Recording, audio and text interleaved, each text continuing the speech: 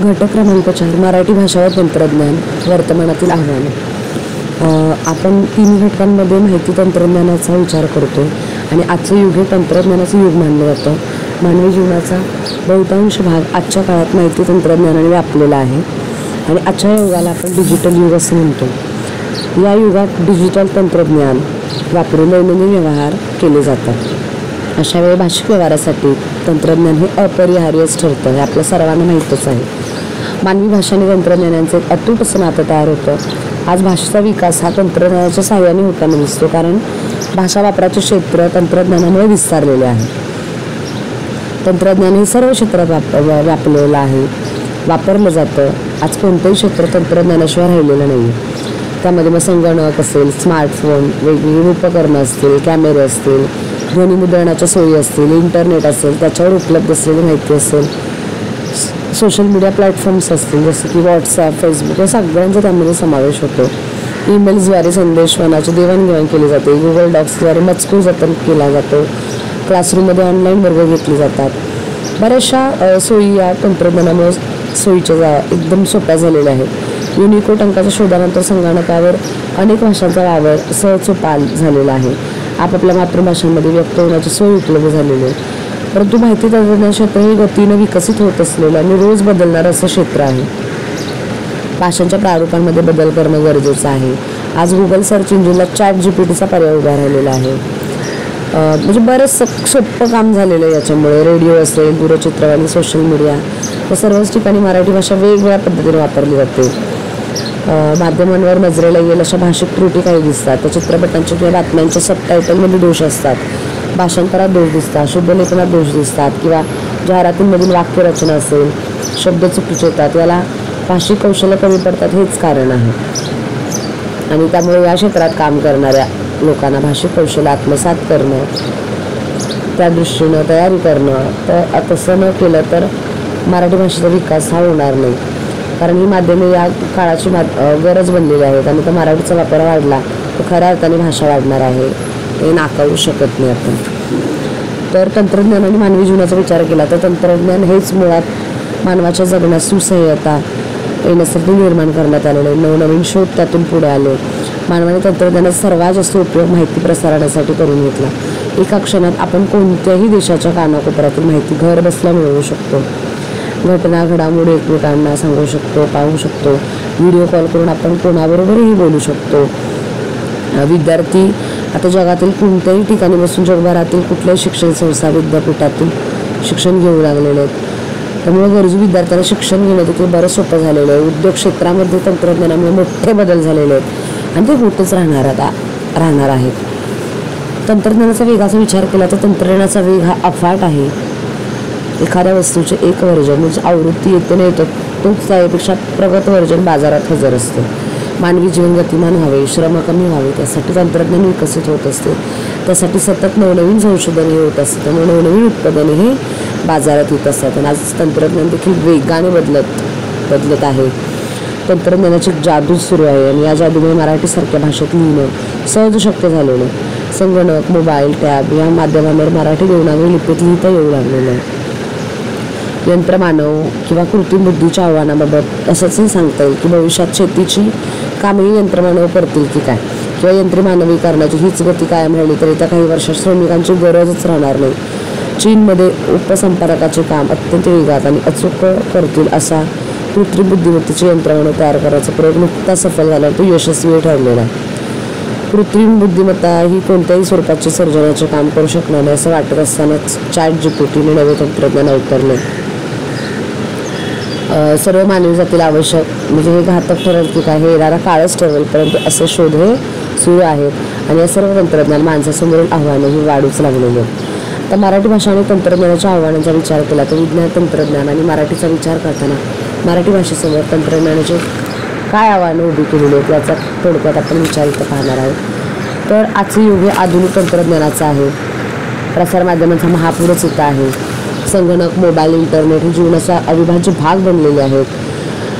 Email, SMS, blog, Facebook, Twitter, इंटरनेटवर विविध sites यातून मराठीतून विचारांची देवाणघेवाण करता येते. डिस्कवरी, हिस्ट्री यांसारख्या वाहिन्या असतील तामिळ, बांगला, हिंदीसारख्या भाषांमध्ये आहेत आणि त्या मराठीतून सुरू होणं गरजेचं आहे. या वाहिन्यांचा मोठा प्रेक्षक वर्ग हा मराठी भाषिक आहे.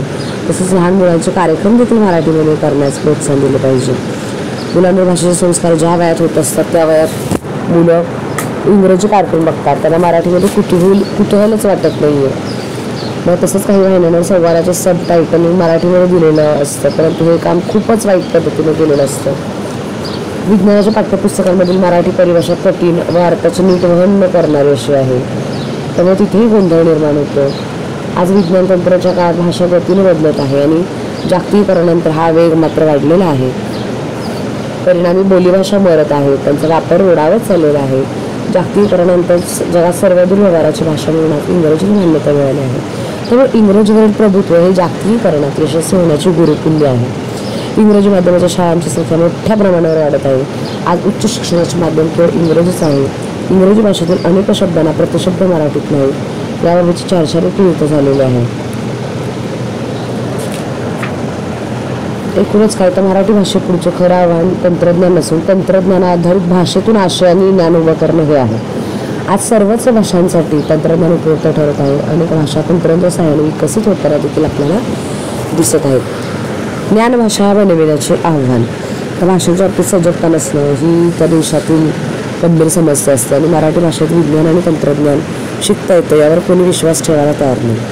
राष्ट्रीय शिक्षण धोरण 2020 सालानंतर आता शासकीय स्तरावरच अभियांत्रिकी आणि आरोग्य शिक्षण मराठीतून देण्याच्या हालचाली गतिमान झालेल्या आहेत. या संदर्भात खूप बोलकी उदाहरणं आधीच जगभर झालेली आहेत. जागतिक भाषा बनू पाहणारी इंग्रजी भाषा ही 11व्या शतकाच्या उत्तरार्धापासून 14व्या शतकाच्या अखेरपर्यंत फ्रेंच भाषेची बळी ठरली.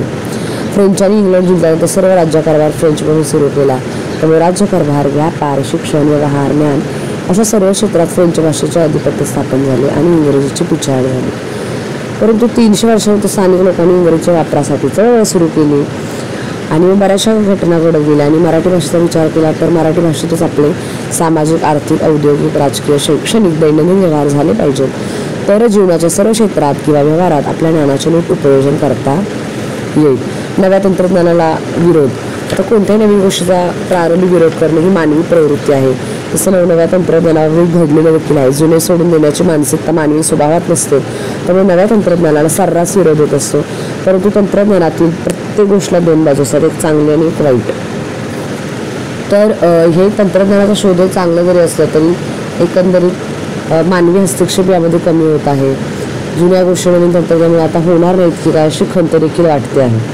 तंत्रज्ञान ही एक आपली जबाबदारी आहे. तंत्रज्ञान हे शस्त्र आहे, त्याचा वापर आपण मानवी कल्याणासाठी करायचा की मानवाला त्रास देण्यासाठी करायचा हे मात्र आपल्याच हातात आहे. त्यामुळे या सगळ्या गोष्टींचा विचार जो तो आपल्या वैयक्तिक पातळीवरती करू शकतो. तर शासनाच्या काही धोरण आणि माहिती तंत्रज्ञानाचा विचार केला तर आधुनिक माहिती तंत्रज्ञानाचा उपयोग मराठी भाषेतून संगणक आणि इंटरनेट क्षेत्रात महत्त्वपूर्ण काम करतो. आपल्यासमोर मराठी भाषेचा प्रभावीपणे वापर हेच आजचे आव्हान आहे आणि मराठी भाषेचा वापर करून आपला वेबसाईट जास्तीत जास्त लोकांपर्यंत पोहोचवता येतात. त्यासाठी सर्व मराठी भाषकांनी आपला उद्योग, व्यवसाय इत्यादीशी संबंधित संस्थांच्या वेबसाईट मराठीत करणं आवश्यक आहे.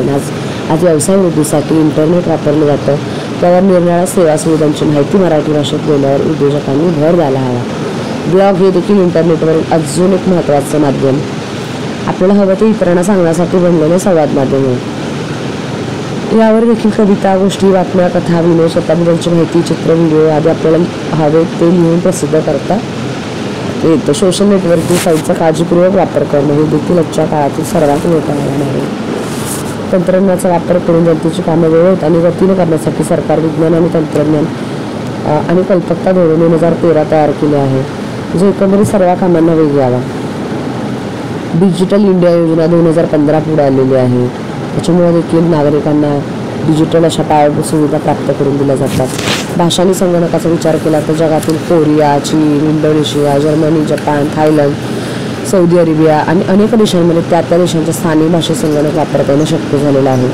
आज इंग्रजी भाषा वगैरे असणारा वर्ग मोठा आहे, परंतु सार्वजनिक व्यवहार हे इंग्रजी भाषेतून होत आहेत आणि इंग्रजीच्या रेटात आपल्या बोलीभाषा मागं पडतील की काय किंवा त्यांचा विकास खुंटेल की काय असं देखील चिंता वाटत आहे. त्यामुळं आज सर्व स्थानिक भाषांना नवसंजीवनी देणं फार गरजेचं आहे. तंत्रज्ञानाने मराठी साहित्याचा विचार करता आपण पाहिलं की वेगवेगळी संकेतस्थळं मराठीमध्ये अवेलेबल, जसं की मायबोली.com असेल, म्हणजे छपाईचं तंत्र अवघड झाल्यावर जगभरात सुरुवातीस धार्मिक ग्रंथ छापले गेले, नंतर मग साहित्यिक रचना झाल्या आणि कलांना वाव मिळाला, अनेकांच्या कला कौशल्य पुढे आली. त्यामुळं तंत्रज्ञान यासाठी फार महत्त्वाचंच ठरलेलं आहे. परंतु जुन्या गोष्टी नवीन तंत्रज्ञानामुळे आता होणार नाहीत की काय अशी खंत देखील वाटायला लागलेली आपल्याला दिसून येते. मराठी सॉफ्टवेअर संदर्भात देखील बरेचशी आव्हानं आहेत. गेल्या 15 ते 20 वर्षात भारतीय भाषांचा संगणकावर वापर होत आहे आणि मात्र दुर्दैवाने सुरुवातीची बरीच वर्ष केवळ DTP म्हणजे मुद्रणविषयक गरजांसाठी संगणकाचा मराठीत वापर केला जातो.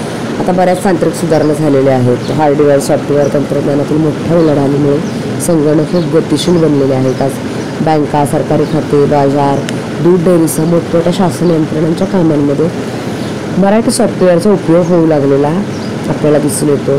कधी कधी भारतीय भाषांसाठी नव्याने विकसित यामध्ये काही गोष्टी केल्या जातात. या वापरामध्ये बऱ्याच अडचणी येतात. तर उपाय म्हणून उपलब्ध असणाऱ्या युनिकोडसारख्या फॉन्टमुळे असंख्य अडचणींवर मात करता येतो.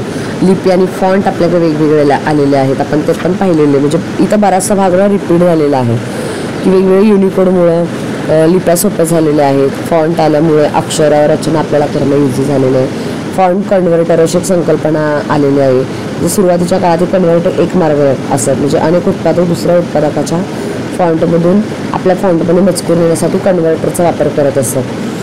आपण जेव्हा कीबोर्डवर संगणकाला एखादं अक्षर पडद्यावर दाखवण्याची आज्ञा देतो तेव्हा हे चित्र आपल्या संगणकाच्या पडद्यावर दिसतं आणि एकाच प्रकारच्या डिझाईनच्या, रुंदीच्या, जाडीच्या, गोलाईच्या अक्षर समूहाला आपण फॉन्ट असं म्हणतो. आणि जोपर्यंत एखाद्या उत्पादकाच्या वेगळ्या फॉन्ट फॅमिलीमधील फॉन्टची नावं एखाद्या समान शब्दापासून सुरू होतात तेव्हा आकृतीपासून, सीडॅकचे उत्पासून तोपर्यंत ठीक आहे. मात्र काही असे उत्पादक ज्यांनी त्यांना फॉन्टच्या नावांमध्ये आणि फॅमिलीमध्ये कोणत्याही प्रकारचा संबंध न ठेवता एकच नाव अनेक फॅमिलीमधील फॉन्ट्सला दिले आहे, तर तिथं मग गडबड होण्याची शक्यता जास्त असते. कीबोर्ड संगणकावर काम करण्यासाठी आपण जो कीबोर्ड वापरतो त्याला संगणकाला आज्ञा मिळून ती अक्षरे संगणकाच्या पडद्यावर उमटतात. इंग्रजी भाषेने आणि त्या भाषेत काम करणाऱ्यांची सुदैव असं की भाषेसाठी एकच सर्वसामान्य कीबोर्ड वापरला जातो. म्हणजेच कीबोर्डवर घ टाईप केल्यावर पडद्यावर घ हेच अक्षर उमटते. इंग्रजीमध्ये ए ते न आणि र ते झेड ही अक्षरे, संख्या, विशेषणे अशा मोजक्याच अक्षरांच्या सर्वसामान्यांच्या रोजच्या व्यवहारात समावेश असल्यामुळे फॉन्ट आणि कीबोर्ड विषयी मोठ्या अडचणी नाहीत. मराठीच्या बाबतीत तसं नाही. मराठीची भाषाच मुळात अक्षर समृद्ध आहे आणि त्यामुळं बऱ्याचदा काम करताना त्रास देखील होतो. परंतु हे समजून घेणं फार गरजेचं ठरतं, कारण अक्षर जुळवाजुळवीची कामं टायपिंग इंजिन हे करत असतं. सॉफ्टवेअरचे वेगवेगळे प्रकार आहेत आपल्याकडे. सुरुवातीच्या काळात संगणकावर मराठीचा उपयोग मुख्यतः DTPच्या कामासाठीच होत. मात्र सध्या अकाउंटिंग, वेतन विषयक, शैक्षणिक, हॉस्पिटल मॅनेजमेंट, हॉटेल मॅनेजमेंट, बँका, पतपेढ्या, सोसायटीचे हिशेब, दूध उत्पादनं या सगळ्यांसाठी वेगवेगळे सॉफ्टवेअर मराठीत उपलब्ध झालेले आहेत. वेगवेगळ्या उत्पादकाकडून घेतलेला फॉन्ट आणि कीबोर्ड देखील त्या पद्धतीनं बनवलेला गेलेला दिसून येतो. परिभाषा प्रत्येक सॉफ्टवेअरमध्ये मेनूंची परिभाषाही वेगळी असते, त्यामुळे काम करताना अडचणी निर्माण होतात. आज MS वर्डमध्ये काम करणाऱ्या व्यक्तीस गुगल डॉकमध्ये काम करत असताना काही समस्यांना सामोरं जावं लागतं. म्हणजे टेबल तयार करणं असेल, फॉन्टचा आकार कमी जास्त करणं असेल, परिच्छेद करणं असेल, मजकूर पेस्ट कॉपी करणं असेल, अशा वेगवेगळ्या समस्या पण पुढे येतात. OCR मधील अडचणी. OCR म्हणजे ऑप्टिकल कॅरेक्टर रेकग्निशन. यामध्ये असलेल्या मजकुराला स्कॅन करून त्यापासून संपूर्ण मजकूर पुढे प्रक्रियेसाठी शब्दांच्या रूपात म्हणजे टेक्स्ट फॉर्मॅटमध्ये उपलब्ध करून देणे होय. इंग्रजीमध्ये OCRचा उपयोग करणं देखील सहज शक्य झालेला आहे. स्पीच टू टेक्स्ट आणि टेक्स्ट टू स्पीचमधल्या अडचणी.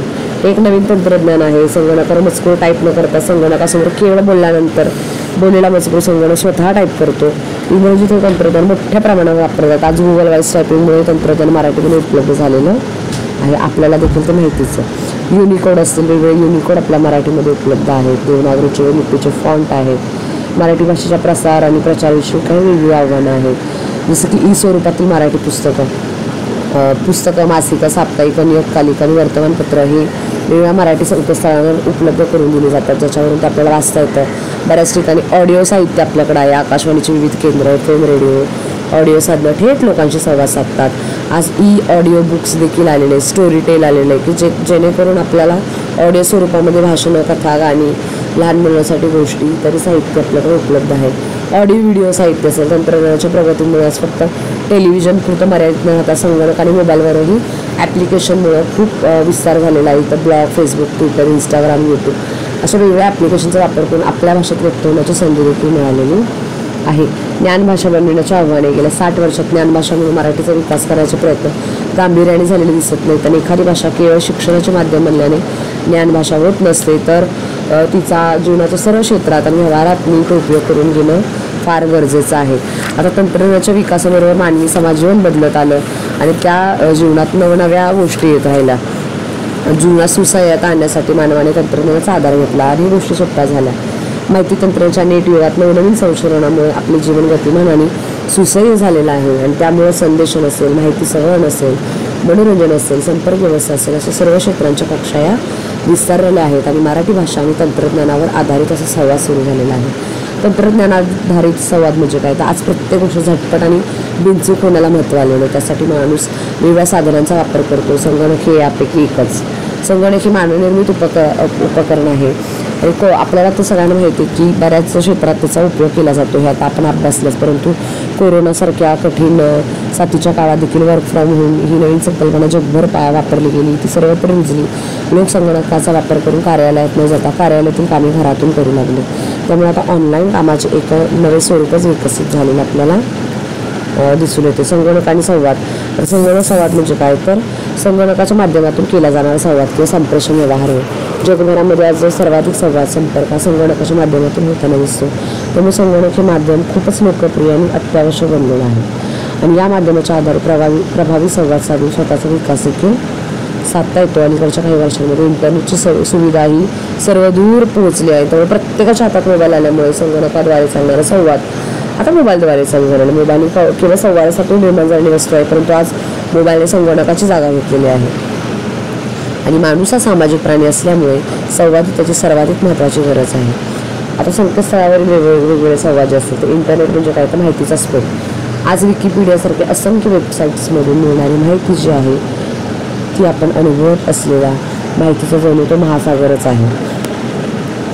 मराठी भाषेत आज अनेक संकेतस्थळं सुरू झालेले आहेत. 1996 myBoli.com असेल. हा संकेतस्थळांद्वारे नियतकालिक देखील वाचता येतात. वेगवेगळ्या पुस्तकं खरेदी विक्री करता येतात, पुस्तकं वाचता येतात. ऑनलाईन विक्री करणारी बरीचशी दुकानं आज इंटरनेटवर उपलब्ध आहेत. www.tukaram.com याच्यावरती तर तुकारामाचे तब्बल 4,500 अभंग उपलब्ध आहेत. वेगवेगळ्या भाषांमध्ये ते ट्रान्सलेट झालेले आहेत. हे सगळं आपण पाहिलं. मराठीमाते.com, छत्रपती शिवाजी.com म्हणजे वेगवेगळे एकंदरीत काय, तर बऱ्याचशा सोयी आपल्यासाठी उपलब्ध झालेल्या आहेत. खरेदी विक्री असेल, मनोरंजन असेल, शिक्षण असेल, सर्व क्षेत्रांमध्ये इंटरनेटच्या माध्यमातून व्यवहार हे केले जात आहेत. प्रत्येक संकेतस्थळावरून बरीचशी मंडळी आपलं काम करून घेत आहेत. आता ज्ञानकोश, विकिपीडिया ही जी काही संकल्पना आहेत, आपल्याला सगळ्यांना माहिती आहे की ग्रंथालयात ज्ञानकोशांचे मोठमोठाले खंड सांभाळणे, हाताळणे फार जिकिरीचं असतं. आणि या अडचणीवर मात करणारा आणि वापरायला अगदी सोपा जाणारा ज्ञानकोश म्हणजे ज्ञानकोश, ज्याच्यावरती आपण मोबाईल, संगणक, टॅबसारख्या माध्यमातून पाहू शकतो, वाचू शकतो. आणि त्याच्यासाठी तेवढी जागा देखील लागत नाही. इंटरनेटवरील संवाद सुविधांचा विचार केला तर ईमेलवरील संवाद हा एक फार महत्त्वाचा संवाद आहे. ईमेल पुरवणारी अनेक संकेतस्थळं आहेत. याहू, गुगल, रेडिफमेल, हॉटमेल अशा अनेक संकेतस्थळं आहेत, ज्यावरती स्वतःचा पासवर्ड देऊन अकाउंटवर आपल्याला जाता येतं आणि नवीन मेल करता येतो, फॉरवर्ड करता येतो. फॉरवर्ड म्हणजे पुन्हा पाठवणं, स्टोअर म्हणजे साठवणं. सुरुवातीस ईमेल फक्त लिहिलेला मजकूर पाठवता येतं. अलीकडच्या काळात ईमेलद्वारे आपल्याला मल्टीमीडिया अटॅचमेंटच्याद्वारे आपल्याला वेगवेगळ्या फाईल्स पाठवता येतात, फोटोज पाठवता येतात. हे फार सगळं शक्य झालेलं आहे. ईमेल संवादाचं विश्वसनीय माध्यम आहे. आज ते सर्वमान्यता पावलेलं माध्यम आहे. सरकारने ईमेलवरील व्यवहार अंगीकारला आहे. त्याला सरकार मान्यता देण्यात आलेली आहे. शासकीय, निमशासकीय, खाजगी संस्थांमध्ये, कंपन्यांमध्ये ईमेल अपरिहार्य माध्यम बनलेलं आहे. ईमेलमुळे पारंपरिक पत्र व्यवहारापेक्षा अधिक सुलभ, जलद आणि सुरक्षित संदेश पाठवणं शक्य झालेलं आहे. आणि हे संदेश मोबाईल, टॅब, संगणक यापैकी कोणत्याही संवाद माध्यमाच्याद्वारे पाठवता येतात. ईमेलमध्ये फ्रॉम, टू, सब्जेक्ट आणि मेल बॉडी असे 4 भाग असतात. ईमेल पत्ता आपल्याकडे असला पाहिजे. आपल्याकडे ईमेलचे एकापेक्षा जास्त खाते असेल तर योग्य खात्याचा पर्याय निवडला का नाही याची खात्री केली पाहिजे. ही सगळी काळजी घेतली जाते. ईमेलमधील मजकुराची भाषा सुलभ, नम्र, विनयशील असावी. मेलमध्ये मराठी देवनागरी आणि इंग्रजीमध्ये रोमन शब्दांची सरमिसळ न करता कोणत्या एकाच भाषेतून लिहिला जावा असे देखील एक त्याच्याकडून अपेक्षा केली जाते. संवादाचं नवे रूप म्हणजे इन्स्टंट मेसेजिंग ही एक ईमेलची पुढची पायरी. इन्स्टंट मेसेजिंगमुळे 2 किंवा अधिक व्यक्ती एकाच वेळी थेट संवाद साधणं शक्य होतं. याहू, मेसेंजर, स्काईप, फेसबुक या वेबसाईटवर ही सोय उपलब्ध आहे. इन्स्टंट मेसेजिंगचा वापर करताना आपण मित्रांची, सहकाऱ्यांची किंवा आपल्या उद्योग व्यवसायाशी, छंदाशी संबंधित लोकांच्या नावाची यादी तयार करून ठेवू शकतो. आता याला संकेतस्थळावर बडीज किंवा कॉन्टॅक्ट्स असं देखील म्हटलं जातं. इंटरनेटवर चर्चा गट देखील आहेत, चॅट ग्रुप्स ज्याला म्हणतो. यामध्ये सहभागी होण्यासाठी आणि संवाद साधण्यासाठी ईमेल, ट्विटर, फेसबुक या संवाद माध्यमांचा वापर केला जातो. ज्या व्यक्तींशी तुमचा पूर्व परिचय नाही अशा व्यक्तींनी तुम्हाला संवाद साधता देखील येतो. त्यांच्यासोबतही मेलिंग किंवा ॲड्रेसवर एक मेसेज पाठवून आपल्याला इथे संवाद प्रस्थापित करता येतो. आजच्या युवा पिढीला या संवाद माध्यमातून आणखी एक महत्त्वाचा फायदा असा होतो की एखाद्या मुद्द्यावर स्वतःची भूमिका ठरवण्याचा, न पटणाऱ्या गोष्टींबद्दल निषेध नोंदवण्याचा, आंदोलन करण्याचा एक नवा मार्ग उपलब्ध झालेला आहे. आज कलाकारांपासून राजकीय नेत्यांपर्यंत सर्वजण याचा उपयोग करून घेत आहेत. खरेदी विक्री संबंधी देखील संवाद याद्वारे होत असतात. ऑनलाईन शॉपिंग, खरेदी विक्री होत आहे आणि एक आर्थिक उलाढाल करणारी एक महत्त्वाची यंत्रणा आहे. आज फ्लिपकार्ट, मिंत्रा, मिशो यांसारख्या कंपन्या ऑनलाईन वापर करत आहेत. आज प्रत्येक उत्पादक कंपनी स्वतःचे ऑनलाईन दुकानही सुरू करत आहे. ग्रंथालय पुस्तकांची देवघेव आता आपल्याला माहिती आहे इंटरनेट सर्च इंजिन टूल्स कार्यरत, त्यामुळे माहिती शोधणं, एखाद्या व्यक्ती, कंपनी, संस्थेशी जाणून घेणं सोपं झालेलं आहे. इंटरनेट येण्यापूर्वी एखादी माहिती शोधणं हे फार जिकिरीचं काम होतं. आज मात्र आपण आवर्जून ते पाहू शकतो. पुस्तकांची खरेदी विक्री करू शकतो. शिक्षण क्षेत्रामध्ये तर आपल्याला माहीतच आहे की किती इंटरनेटचा मोठा रोल आहे. ई लर्निंगमुळे गुगल क्लासरूम असेल, टीचमेट असेल असे वेगवेगळे ॲप्स आलेले ज्याच्यामुळे आपल्याला घरी बसून क्लास करता येतात. बऱ्याचशा सूचना आपल्यापर्यंत पोहोचल्या जातात. ऑनलाईन शिक्षण पद्धतीमुळे विद्यार्थ्यांचं बरंचसं कोरोना काळातलं नुकसान होण्यापासून वाचलेलं आहे. अलीकडच्या काळात काही वर्षात पुणे, मुंबईसह परदेशातील काही अभ्यासक्रमही ऑनलाईन पद्धतीने पूर्ण करणं शक्य झालेलं आहे. समाज माध्यमांसाठी संवाद कसा असायला हवा तर सर्व लेखन सार्वजनिक असं असतं, ते कोणी वाचू शकतं. समाजातील सर्व स्तरांतील व्यक्ती समाज माध्यमांबरोबर जोडलेल्या असतात, त्यामुळे त्या माध्यमांसाठी लिहिलेला मजकूर हा सर्वांना सहज समजेल असाच असला पाहिजे. सामाजिक स्वास्थ्य बिघडणार नाही, समूहाच्या भावना दुखावणार नाहीत ही काळजी देखील दक्षता त्याद्वारे घेणं फार गरजेचं असतं. फेसबुक, व्लॉग किंवा यूट्यूबसाठी एखादा व्हिडिओ बनवत असताना काही तथ्य पाळणं गरजेचं असतं. त्यानंतर ई वृत्तपत्रातील संवाद हर एक कामाला मदतीला येणारे इंटरनेट हे वर्तमानपत्राच्या क्षेत्रातही अग्रेसर आहे. आज सकाळ, लोकसत्ता, महाराष्ट्र टाइम्स, पुढारी, लोकमत, सामना, तरुण भारत असे अनेक दैनिक इंटरनेटवरही वाचणाऱ्यांची संख्या दिवसेंदिवस वाढत चाललेली आहे. त्यामुळे ई पेपरसाठी बातम्या लिहिताना काळजी घेणं फार गरजेचं ठरतं. समाज माध्यमावरील ललित साहित्याचा विचार केला तर आपल्याला माहिती मराठीमध्ये वेगवेगळी संकेतस्थळ उपलब्ध झालेले आहेत ज्याच्याद्वारे आपल्याला बरंचसं लेखन वाचता येतं. एखाद्या लेखकांनी लिहिलेलं साहित्य आपल्याला वाचता येतं. अनेक सुप्रसिद्ध साहित्यिकांनी स्वतःचे फेसबुक पेजेस देखील बनवलेले आहेत ज्याद्वारे वाचकांशी संवाद देखील साधला जातो. कवी संमेलनं, लेखक संवाद, ग्रंथचर्चा, लेखकांच्या मुलाखती यावर मुलाखती घेण्यात येतात. त्याच्याविषयी सगळी माहिती आपल्याला या इंटरनेटच्या माध्यमाद्वारे आपल्यापर्यंत पोहोचायला मदत होते. भाषा निर्मिती तर भाषा ही प्रभावी असते, ती सतत वाढत असते आणि तिच्या या प्रक्रियेला भाषेचा विकास असं म्हणतात. तर मराठी भाषेच्या वाटचालीचा विचार करताना तिच्यावर झालेल्या अनेक भाषांच्या संस्कारांचा अभ्यास करता येतो. तर मराठी भाषेवर देशातील विविध भाषांबरोबर विदेशी भाषांचाही मोठा प्रभाव आहे हे आपल्याला आपण जाणतोच. आज सुमारे 11 कोटी लोक मराठी बोलतात आणि ही संख्या अनेक लहान देशांच्या लोकसंख्येपेक्षा प्रचंड मोठी आहे. महाराष्ट्र देशातील विविध राज्य, जगाच्या कानाकोपऱ्यापर्यंत मराठी माणूस पसरलेला आहे. त्यामुळे मराठीचा भाषा व्यवहार म्हणजे एक प्रकारे ती बोलणाऱ्या साऱ्या लोकांचाच विचार होय. तर महाराष्ट्राबाहेर लोकांना मराठी माणसांशी जोडण्यासाठी तंत्रज्ञान आणि माहिती तंत्रज्ञान उपयोगी येतं. त्याची म्हणून एक भाषा तयार झालेली आहे. शिवाय या व्यापक व्यवहारामुळे तंत्रज्ञानाची भाषा मराठीत रुजायला सुरुवात देखील झालेली आहे. औपचारिक व्यवहाराची भाषा आणि अनौपचारिक व्यवहाराची भाषा ही वेगवेगळी असते. समाजात जास्तीत जास्त व्यवहार अनौपचारिक असतो. समकालीन समाज जीवनामध्ये वेगवेगळ्या कारणांसाठी स्थलांतर सुरू झालेलं आहे. त्यामुळे होणाऱ्या बदल्या किंवा नव्या नोकरीच्या शोधात नवीन गावातील वास्तव्य असेल या सगळ्या गोष्टींचा विचार या ठिकाणी केला जातो. मनुष्य हा बराच अंश परावलंबी असल्याने समाजाशील बनलेला आहे, स्थिर झालेला आहे. त्यानंतर त्याची संपर्क साधण्याची क्षमता विकसित होत गेलेली आहे. भाषा संपर्काचं आता स्वरूप बदलत चाललेलं आहे. व्यक्तीचा भाषा संपर्क काळानुसार बदलत चाललेला आहे. परंतु जगातील मराठी माणूस हा इंटरनेट आणि सोशल मीडियावरून संपर्कात येत असताना संगणक, मोबाईल आणि माहिती तंत्रज्ञानाच्या भाषेमार्फत संपर्कात येतो आहे.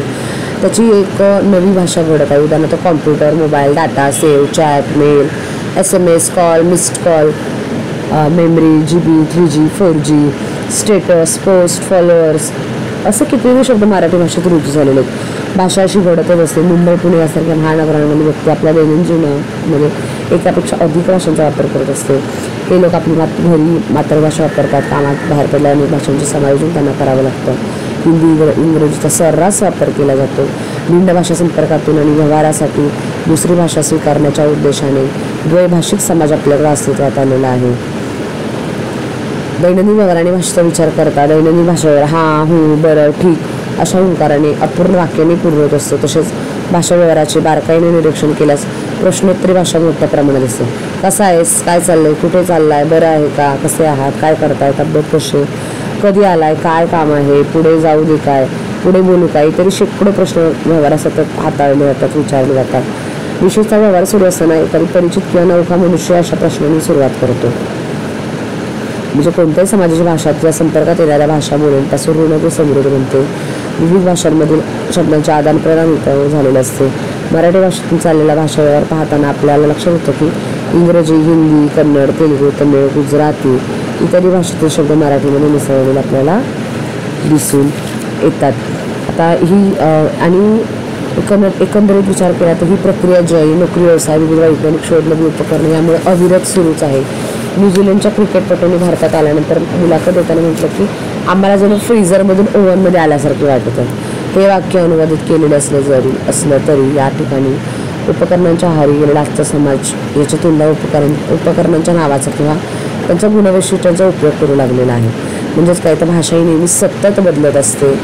बहुतांश वेळा आपल्या भाषेतील प्रभावी अर्थपूर्ण शब्द टाळून खोट्या प्रतिष्ठेपायी किंवा एक फॅशन म्हणून परकीय भाषांमध्ये शब्दांचा वापर केला जातो. उदाहरणार्थ साहेब कालच्या मीटिंगमध्ये एक्सलंट बोलले, माझा मुलगा ब्रिलियंट आहे. म्हणजे याच्यामध्ये काय तर भाषा संमिश्रण झालेलं आपल्याला पाहायला मिळतं. भाषा संमिश्रण, भाषा संकर आणि त्यातून होणारे भाषिक परिवर्तन ही भाषेची स्वाभाविक प्रवृत्ती आहे. माध्यमांचा आणि मराठी भाषेचा विचार केला तर सध्या माणूस माध्यमांच्या आहारी गेलेला आहे. मोबाईलमुळे ही माध्यमं प्रत्येकाच्या हातात आलेली आहेत आणि ही माध्यमं मुद्रित, दृक, श्राव्य अशी वेगवेगळी जरी असली तरी भाषा हेच यांचे मुख्य संप्रेषण आहे, हे आपण नाकारू शकत नाही.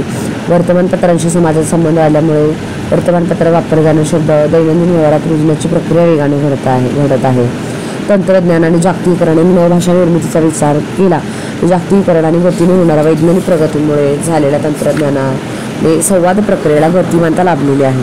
नवनव्या संवाद माध्यमांचा विकास आणि महत्त्व प्राप्त झालेला आहे. सर्व क्षेत्रामध्ये वाढलेल्या स्पर्धेमुळे हा काळ जाणीवपूर्वक संवाद कौशल्य विकसित करण्यामध्ये पुढे आलेला आहे. एका अर्थाने आजचा काळ हा संवाद क्रांतीचा काळ आहे. त्यामुळे संवादासाठी माध्यमांवर भाषेचा विविधांगी आणि वैविध्यपूर्ण वापर हे समकालाचे विशेष आहे.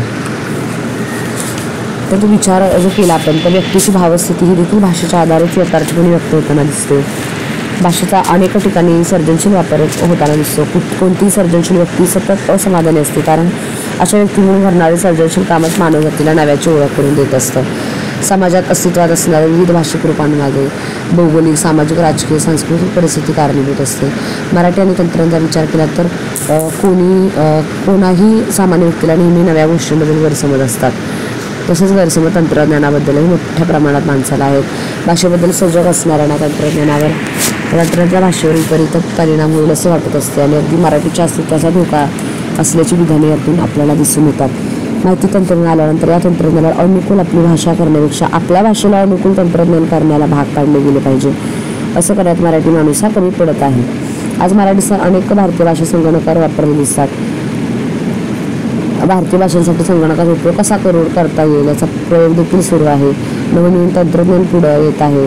सुमारे 11 कोटीहून जास्त लोकसंख्या असलेल्या मराठी भाषेत संगणक वापराच्या आग्रहाबरोबर त्यावरील व्यवहार मराठीत करण्याचा आग्रह धरला तर भाषिक क्रांती होईल हे नाकारता येत नाही. असं झालं की संगणकावरील तंत्रज्ञान मराठीत उपलब्ध करून देण्यासाठी स्पर्धा सुरू होईल. आज केवळ फक्त व्यावहारिक भाषा किंवा बोलीभाषा एवढ्यापुरतंच तिचं स्वरूप बदलतं कामा नये, तर तंत्रज्ञान आणि शिक्षण क्षेत्रातील इंग्रजी भाषेची मक्तेदारी पाहता इंग्रजी शब्दाला लोकव्यवहारात रुळतील असे पर्यायी शब्दही मराठीमध्ये द्यायला हवेत. आता संगणक व्यवहाराचे मराठीकरण होत आहे. अगदी युनिकोडचा परिचय असेल किंवा फॉन्टचा शोध असेल, यामुळे संगणक व्यवहारात मराठी भाषा सहजपणे वापरता येऊ लागली. हे आपण चर्चेमध्ये पाहिलेलंच आहे. आणि त्यामुळे लक्षात येतं की संगणकावर नवभाषा निर्मिती करणं फार गरजेचं आहे. भाषा हे मानवी संपर्काचं सर्वश्रेष्ठ साधन आहे. विविध भाषिक कौशल्यांची विविध मुद्रित माध्यमं, दूरचित्र आणि चित्रपट क्षेत्र, आकाशवाणी, इंटरनेटसारख्या वाढत्या प्रसारमाध्यमांना जास्त गरज याची आहे. प्रसारमाध्यमं, जाहिरात, प्रशासन, विज्ञान, आरोग्य अशा अनेक ज्ञानशाखांमध्ये शिक्षण क्षेत्रातही भाषिक प्रभुत्वाला महत्त्व आलेलं आहे. आणि संगणकाबरोबर इंटरनेट हा शब्द आता परवलीचा बनलेला आहे. म्हणजे मराठीत इंटरनेटला महाजाला शब्द वापरला जातो. इंटरनेटमुळे जगाचे रूपांतर एका जागतिक खेळामध्ये झालेले आहे. वेगवेगळे वेब पेज यावरती उपलब्ध झालेले आहेत. जगभरातील इंटरनेटचं जाळं, लाखो वेबसाईट, प्रत्येक वेबसाईटवर उपयोजनात येणारे पर्याय, यातून संवादाची निकड आपल्याला लक्षात येते. संगणकाच्या बाबतीत आपण इंटरनेटवर अभिव्यक्त होण्यासाठी, सर्जनासाठी, उपयोजनासाठी भाषेचे लेखन कौशल्य आत्मसात करत असतो. तेव्हा आपलं लेखन अचूक होण्यासाठी मुद्रित शोधन हे शिकावं लागतं. संगणक, माहिती तंत्रज्ञान आणि इंटरनेटमुळे जगातील प्रत्येक भाषेत अनेक नव्या शब्दांची भर पडलेली आहे. नवे शब्द तयार होत चाललेले आहेत. कॉम्प्युटरवर रुजलेला संगणक हा मराठी शब्दातही चांगला रुजलेला आहे. संगणकाने दिलेली भाषा बरीच अशी व्यापक आहे. CD drive, power card, motherboard, CPU, RAM, firmware, power supply, graphics card, sound card, hard drive, monitor, keyboard, Mouse यांसारखे शब्द असतील किंवा वेगवेगळे नित्य जीवनात वापरण्यात आलेले हे शब्द आहेत. इंटरनेटचा विचार केला तर 2G, 3G, 4G, 5G तंत्रज्ञान पुढे आलेलं आहे. बरेचसे इंग्रजीतले जे काही शब्द आहेत ते आपण जसे आपल्या मराठीमध्ये स्वीकारून त्याचा वापर करत आहोत. आणि मराठीकरणाच्या प्रक्रियेविषयी समजून घेताना सर्वसाधारणपणे संगणक प्रणालीच्या देशीकरणाची पद्धत वापरतात ती म्हणजे इंग्रजीतील संज्ञांची यादी देऊन त्यांना देशी भाषात कोणते पर्याय उपलब्ध आहेत हे लोकांना नोंदवायला सांगणं. पण या पद्धतीत काही तोटे देखील आहेत. कारण तुकड्यामध्ये संवाद व्यवहार विखुरलेला असतो. त्याचे भान राहतेच असे नाही किंवा त्यांच्या वापरांचे संकेत असलेले संबंध यांचे भान एकत्रितरित्या येत नाही. आणि या दृष्टीने विचार करणं फार गरजेचं होतं. नेमके अर्थसंदर्भ लावणं फार गरजेचं आहे. कारण सर्वसामान्यपणे भाषेतील शब्दाशी विविध संदर्भ निगडीत असू शकतात. अशा वेळी शब्दाचा नेमका संदर्भ नीट करणं आणि तो नीट व्यक्त होणं आवश्यक ठरतं. अनेकदा शब्दाच्या पारिभाषिक अर्थापेक्षा व्यवहारातल्या सामान्य अर्थाच्याच आधारे संज्ञांचा विचार केला जातो. तंतोतंत जुळणारी संस्था एका भाषेतील एखादा शब्द जितके विविध संदर्भांनी निगडीत असतो तितक्याच संदर्भांशी निगडीत असलेल्या पर्यायी शब्द शोधण्यात अनेक भाषांतरांची शक्ती खर्च होते.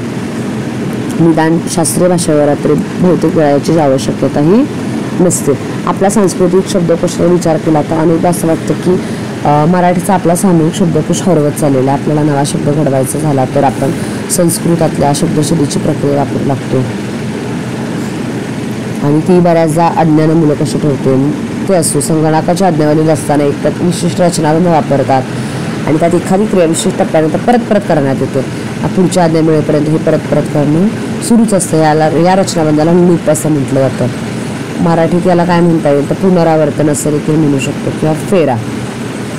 मग अशा पद्धतीने मराठी शब्द योजण्याचं काम हे दैनंदिन वापरातील मराठीत असल्यास संज्ञांचे मराठीकरण करणं अधिक स्वाभाविक होईल असं वाटतं. संस्कृतचा अनावश्यक वापर. वरच्या मुद्दा चर्चा केल्यानंतर संस्कृतचा वापर अनेकदा नको तितका झाल्याने पारिभाषिक भाषेवर क्लिष्ट होत जातात. सामासिक पदांची घटक पदे. आपल्याला माहिती आहे की अनेक ज्या काही संज्ञा आहेत तिथं बुकमार्क असेल, उदाहरणार्थ पुस्तक खूण ही संज्ञा वापरली तर अर्थ कळेल, पण स्मरण खूण ही अगदी अधिक बरी वाटते. मूळ अर्थ काय अभिप्रेत आहे तर आपण नेहमी वापरतो ते संकेतस्थळांचे पत्ते पुन्हा लिहावे लागू नये म्हणून संगणकाने ते नोंदवून घेणे याला स्मरण खूण असं म्हटलं जातं. ह्या सगळ्या गोष्टी माहीत असल्या पाहिजेत. किंवा व्याकरणिक रचनाविषयी, जसं की भाषांच्या व्याकरणिक रचनाविषयी अनेकदा काही बंधनं आणत असतात, ती ध्यानात घ्यायला हवीत. उदाहरणच घ्यायचं झालं तर शब्दसिद्धी. मग यामध्ये जे काही आख्यात किंवा जे काही धातू आहेत त्या धातूंपासून काय क्रियापद तयार होऊ शकतं हे सगळं, किंवा कुठले उपसर्ग लागू होऊ शकतात, प्रत्यय लागू होऊ शकतात, किंवा मराठीतील पुनर इत्यादी शब्द नामांच्या अगोदर केव्हा येतात. उदाहरणार्थ पुनर्मिलन, पुनर्विचार, फेरनिवड. मराठीत एखादा मनुष्य फेर निवडला असे म्हणत नाही तर त्याला पुन्हा निवडले किंवा त्याची फेरनिवड झाली असं म्हणतात. म्हणजे इंग्रजीतून मराठीत अशा रूपांचे भाषांतर करताना क्रियाविशेषण आणि धातू रचना वापरणे भाग आहे. आणि अशा प्रकल्पांमध्ये संगणक तज्ज्ञ आणि भाषेचे जाणकार अशा दोघांचा सहभाग हा असायला हवा आणि त्यांच्या चर्चा होईल असं एखादे व्यासपीठ उपलब्ध असायला हवं. असं झालं तरच प्रयत्नांचा पाया हा अधिक भक्कम होईल अशी आशा वाटते. आणि ह्या विवेचनात संज्ञांचा प्रत्यक्ष विचार केलेला नाही, पण काही गोष्टी ध्यानात घेतल्या तर मराठीकरण अधिक नेटकं अधिक स्वाभाविक होऊ शकेल असं वाटतं.